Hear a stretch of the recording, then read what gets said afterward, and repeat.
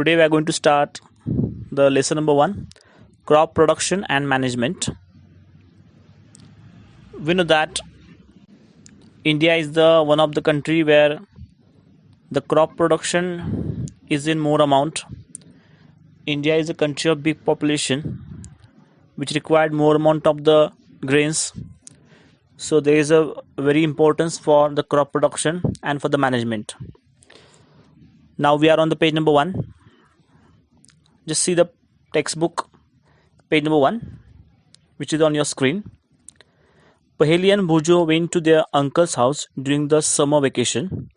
Their uncle is a farmer. One day they saw some tools like khurpi, sickle, shovel, plow, etc. in the field. Here the two very important characters, as you know them very well. In previous standard also you have seen, you have watched them, you have learned and understood many more questions asked by Paheli and Bhujo. Here they are sharing their experiences. They went to their uncle's house in the summer vacation. I think you also have the experience about this. You are going to your father's farm or uncle's farm, and there we see many more equipments, tools, khurpi, sickle, shovel, plow, etc. So we are curious to know about the equipments, tools, in which way they work and how they are used. Here Bhujo said, I want to know where and how we use these tools. I think you know it very well where this equipment is used, and if you don't know, we are going to learn it in detail. Otherwise, practically you can ask to your parents also which equipment is used, in which condition, and at which place, for what purpose. You have learned that all living organisms require food. Plants can make their food themselves. Can you recall how green plants synthesize their own food? Animals, including humans, cannot make their own food. So where do animals get their food from? Actually, we know that for getting energy, we all require the food. And this food, we get it from plants. Plants can prepare their own food. Plants can synthesize their own food. But some animals, including human, they cannot prepare their own food. They have to be dependent on others for the food purpose. So we know that why we eat the food, to get the energy.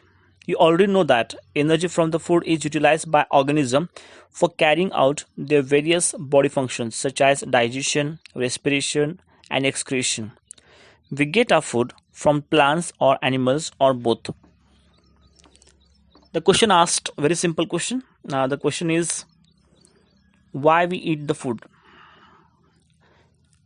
The very simple and common answer will be to get the energy.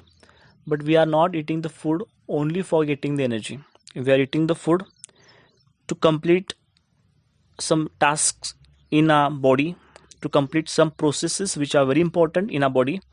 They are digestion, respiration, and excretion, and many more operations or many more processes that takes place in our body are conducted, completed with the help of this energy that we get from the food. And for this food, we depend on plants or animals. Sometimes we depend on plants also and animals also. Here Bhujo has the question. Since we all need food, how can we provide food to a large number of people in our country? We know that in our country we give the importance for the farm, importance for the farming, but the number of people, that is the population, also in more amount. Then the question that how we are able to provide the food for all these people, and the answer actually the given by the Paheli, food has to be produced on large scale. If you want to provide, Bhujo said that if how can we provide the food in this much large quantity to the people, then we have to provide, we have to produce the food in large quantity, and then we can provide to these people. In order to provide food for a large population, regular production, proper management, and distribution is necessary. uh, to complete any task or to perform any activity, if we have the plan or if we have the system, then we can complete that task or that particular program in the proper way. So for provide food or large population, for the large population we will require some steps which are very important. One of that is regular production, second one proper management, and third one proper distribution. If we have these three, then definitely we can provide this large amount of the food to the big population. Okay, now to know about agriculture or about the crop production and management, we are going to start the first point of this lesson, that is 1.1 agricultural practices. You can see that orange color box which is given on this page. They given the details till 2000 BCE, before Christian era. People were nomadic. They were wandering in groups from place to place in search of food and shelter. They ate raw fruits and vegetables and started hunting animals for food. Later, they could cultivate land and produce rice, wheat, and other food crops. Thus was born agriculture. Here they have told how the agriculture born at the beginning, how it was invented. Till 10,000 before Christian era, the people were nomadic, means they were not living at one place. Nomadic means what? It's a group of people who do not live at the permanent homes. They wander from one place to another place. They move from one place to another place. That is the nomadic. They were wandering in groups from place to place in search of food and shelter. They mostly depend on the food and shelter, and they wander from one place to another place. And They were not eating ready-made food at that time. That was not invented. What they were eating then? They were eating the raw fruits and vegetables. After that, they started hunting animals for food. First, they ate raw fruits and vegetables. After that, they started hunting animals for food. Later, they could cultivate the land and produce land. After that, they started actually the cultivation of the land and started the production of the rice, wheat, and other food crops. This is the a simple and short story about the how agriculture was invented, how it was born. Okay, so agriculture have its very huge history, but here I explained as I have given in the short way.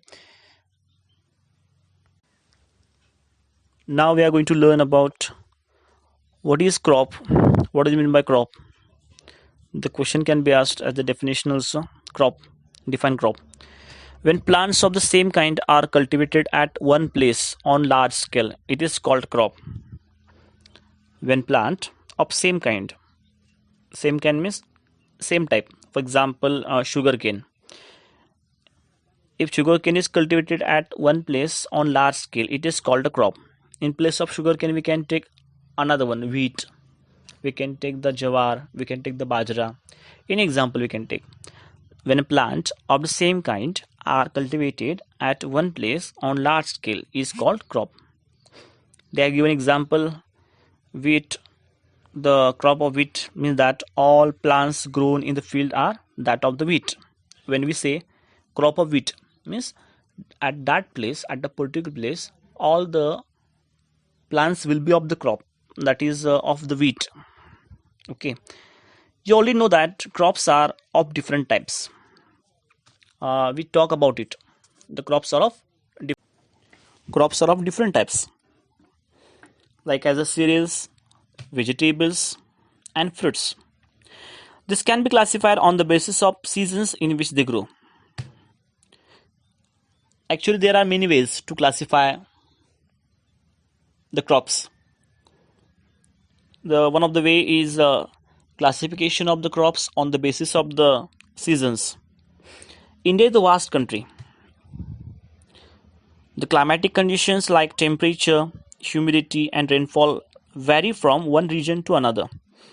India is the best example where we can see the diversity in temperature, diversity in culture, diversity in rainfall, diversity in humidity, diversity in temperature. So, at every place, at each place, the temperature will be different, the rainfall will be different, the humidity will be different.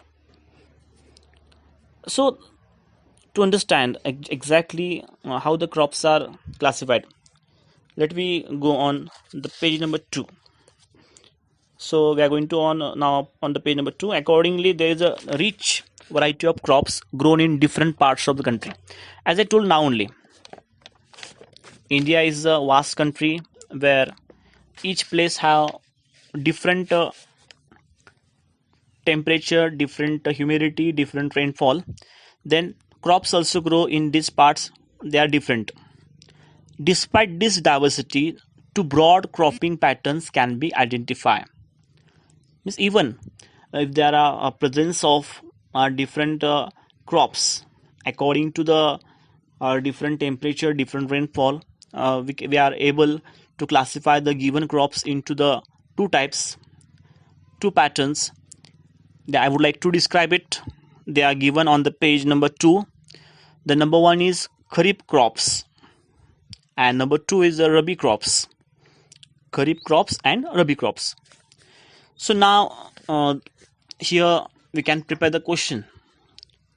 What do you mean by kharif crops? Give its example. What do you mean by rabi crops? Give its example. These questions can be prepared. Or we can prepare very familiar question also, which is asked most of the time in exam. That is distinguish between kharif crops and rabi crops, where the first point we have to mention as a definition and second point will be of example. So this is a very important point, I can say. The crops which are sown in the rainy season are called kharif crops. The crops which are sown in the rainy season are called kharif crops. Means the crops mostly sown in the rainy season, they are called kharif crops. Okay, I think you understood the point. The rainy season is India is generally from June to September. If you think about rainy season in India, it begins with the June month and it ends in the September month. So these especially months are known as months of rainy season. Now, which crops are considered or which crops are known as kharif crops? The examples are paddy, maize, soybean, groundnut, and cotton. These are some of the examples of kharif crops. Paddy, maize, soybean, groundnut, and cotton. These are the examples of kharif crops. The second point we are going to start. That is second type of the crop, that is rabi crops. Which crops are considered as rabi crops? The crops grown in the winter season are called rabi crops. The crops grown in the winter season, they are called rabi crops. Now what is the rabi crops actually? Rabi crops, mostly they are taken in the winter season. Now in India, winter season is considered or started from the month of October and which ends in the month of March. So these months are considered as rabi months. Well, if the crops are taken in these months, the crops are known as rabi crops. Now the examples of rabi crops, they are wheat, gram, pea, mustard, and linseed. These are the few of the examples of rabi crops. I'll repeat it. Wheat, gram, pea, mustard, and linseed. These are the examples of rabi crops. Besides this, pulses and vegetables are grown during the summer at many places. Actually here I have not mentioned the another crops and their particular months, but in summer mostly the pulses and vegetables are taken. So these two types just take into the consideration for the preparation of the exam, and not only for the preparation of exam, just include it in your practical work. Know more about it from your parents or from the farmer. Okay, now we are going to start the second point: basic practices of crop production. Basic practices of crop production. In this point we will discuss which basic practices are required or very essential or very important for the crop production. Here Bhuju have the question: why paddy cannot be grown in the winter season? Bhuju is a very talented guy who asked the question, why paddy cannot be grown in the winter season? And the Pahili answered it: paddy requires a lot of water and therefore it is grown only in the rainy season. I think the Bhuju he has asked the question, but we only know the answer behind it. The reason is, we know the paddy means the rice which require more amount of water, and that is available only in the rainy season. So it cannot grow into the winter season. Cultivation of crops involves several activities undertaken by farmers over a period of time. We see that in the farm, the farmer is always busy in his work related with the farming. Time to time, or step by step, or over a period of time, farmer complete his work according to the need. Farmer complete his work. You may find that these activities are similar to those carried out by the gardener or even by you when you grow ornamental plants in your house. These activities or tasks are referred to as agricultural practices.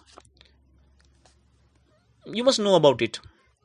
Whatever the farmer complete the work in his farm, they are similar to the work completed by the gardener in the garden, or that work can be completed by you in your home when you just take care of any plant. These agricultural practices plays a very important role in the crop production, and we are going to study it in detail. Now here I would like to list it, which are the agricultural practices which are very, very common and very important. Number 1, preparation of soil. Number 2, sowing. Number 3, adding manure and fertilizers. Number 4, irrigation. Number 5, protecting from weeds.